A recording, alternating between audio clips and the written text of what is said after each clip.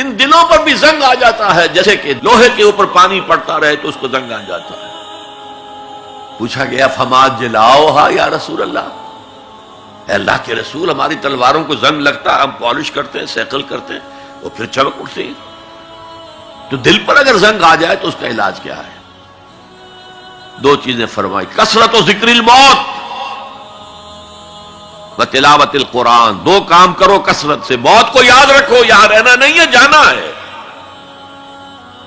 یہ ہمارا گھر نہیں ہے، یہ ہماری منزل نہیں ہے۔ ہمارا اصل گھر جو حضور نے فرمایا انما الدنیا خلقت لکم وانتم خلقتم للآخرہ، یہ دنیا تمہارے لیے بنائی گئی، تم آخرت کے لیے بنائے گئے ہو۔ اسی لیے حضور نے فرمایا کن فی الدنیا کانک غریب وعابر السبیل، دنیا میں ایسے رہو جیسے راہ چلتے مسافر ہو یا اجنبی ہو۔ اپنے بارے میں فرمایا مالی ولی دنیا، مجھے تمہاری دنیا سے کیا سروکار، انما مثلی کراکب استظل تحت شجرۃ ثم راح فترکھا، میری مثال اس مسافر کی سی ہے جو ذرا سستانے کے لیے کسی درخت کے سائے میں بیٹھتا ہے تھوڑی دیر، وہ اس کا گھر تو نہیں ہے، اس کی منزل نہیں ہے، پھر وہ اس کو چھوڑتا ہے، اپنا راستہ لیتا ہے۔ یہ اگر ہمارا تصور قائم ہو جائے، کلا انہا تذکرہ، اب اس کے بعد جو الفاظ آئے ہیں فی صحف مکرمۃ مرفوعۃ مطہرۃ بایدی سفرۃ کرام بررہ، یہ جو قرآن ہے، جو تذکرہ ہے، یہ بڑے ہی انتہائی پاکیزہ صحیفوں میں ہے۔ فی صحف مکرمۃ، بڑے باعزت، مرفوعۃ مطہرۃ، مرفوع بلند اور انتہائی پاک، بے ایدی سفرۃ، یہ کن کے ہاتھوں میں ہے؟ لکھنے والے وہ فرشتے، بے ایدی سفرۃ کرام بررہ، جو نہایت باعزت ہیں، بہت وفادار ہیں اللہ کے۔ یعنی اصل قرآن کہاں ہے؟ لوح محفوظ میں ہے۔ اصل قرآن کہاں ہے؟ ابھی اگلی اب جو پڑھیں گے ہم، کتاب مکنون، چھپی ہوئی کتاب کے اندر ہے۔ اصل قرآن کہاں ہے؟ وَإِنَّهَا لَفِي أُمِّ الْكِتَابِ لَدَيْنَا لَعَلِيٌّ عَظِيمٌ، یہ تو اس ام الکتاب میں جو ہمارے پاس ہے، بہت بلند ہے اور بہت عظمت والا ہے۔ یہ 6 آیتیں ہو گئی، اب آئیے 8 آیتیں جو آپ نے سنی، بہت خوبصورت قرات تھی ماشاءاللہ۔ فلا اقسم بمواقع النجوم، یہ لا جب آتا ہے پہلے تو وہ مخاطب کی بات کی نفی کرنے کے لیے، نہیں، اٹ از لائک دیٹ، یہ نفی ہے۔ لا اقسم بیوم القیامہ، تمہارے خیالات غلط ہیں، میں قیامت کی قسم کھاتا ہوں۔ تو فرمایا فلا اقسم بمواقع النجوم، وقع یقع کے کیا معنی ہے؟ اور یہ سورت کون سی؟ واقعہ، اذا وقعت الواقعہ، وقع گر جانا، پڑ جانا، یہ ستاروں کے ڈوبنے کی جگہ ہے۔ فلا اقسم بمواقع النجوم وانه لقسم لو تعلمون عظیم، اور اگر تم جانو تو یہ بہت بڑی قسم ہے جو ہم نے کھائی ہے۔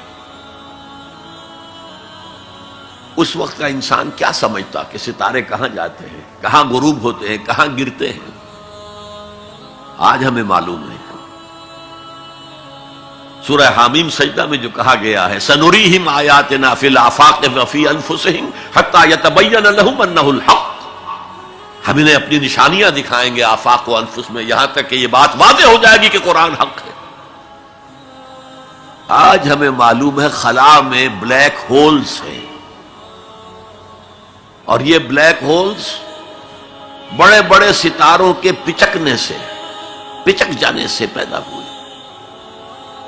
اور جب وہ بڑے ستارے پچکتے ہیں، جو خلا پیدا ہوتا ہے، ویکوم، اس میں بڑی طاقت ہوتی ہے، اس کے پاس سے کوئی سیارہ، کوئی ستارہ گزر جائے اسے کھینچ لیتا ہے قبر کے اندر۔ یہ بلیک ہولز کا تصور، اسی لیے اللہ نے اس وقت کے لوگوں کے لیے کیا کہا؟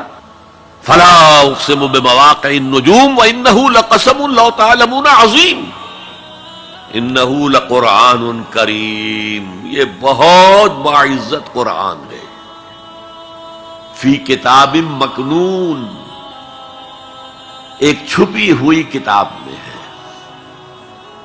لا یمسہ الا المطہرون، اسے چھو ہی نہیں سکتے مگر انتہائی پاک ہستیاں۔ اس کے کیا معنی ہے؟ پہلی بات تو ہمیں معلوم ہو گئی، مراد فرشتے ہیں، بے ایدی سفرۃ کرام بررہ، اسی کی شرح ہو رہی ہے نا۔ اسی سے ایک فقہی مسئلہ نکالا گیا کہ بغیر وضو کے ہاتھ نہ لگاؤ، لیکن اس کا اصل مفہوم کیا ہے وہ سمجھیے۔ قرآن کی روح تک کوئی نہیں پہنچ سکتا جب تک کہ تزکیہ نفس نہ ہو گیا۔ اگر حب مال، حب دنیا، حب جاہ، حب شہرت، اگر یہ تمام محبت دل سے نکل نہ جائیں تو قرآن کی روح تک آپ کی اپروچ نہیں ہوگی۔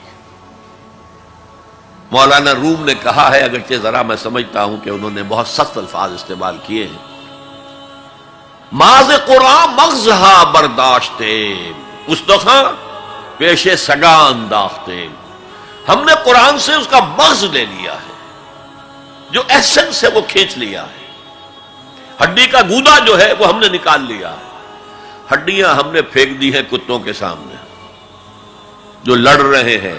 علم کلام کا مسئلہ ہے صفات حق حق سے جدا یا عین ذات، قرآن مخلوق ہے یا نہیں ہے، غیر مخلوق، اور بڑے بڑے ہو رہے ہیں اس کے اوپر، یہ کتے لڑ رہے ہیں ان ہڈیوں کے اوپر۔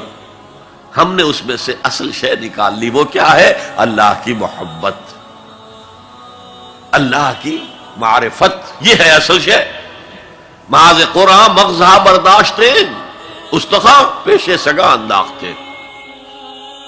تو جب تک انسان کا باطن پاک نہ ہو جائے وہ قرآن کے چھلکوں سے کھیلتا رہے گا، چاہے وہ کہنے کو مفسر ہو،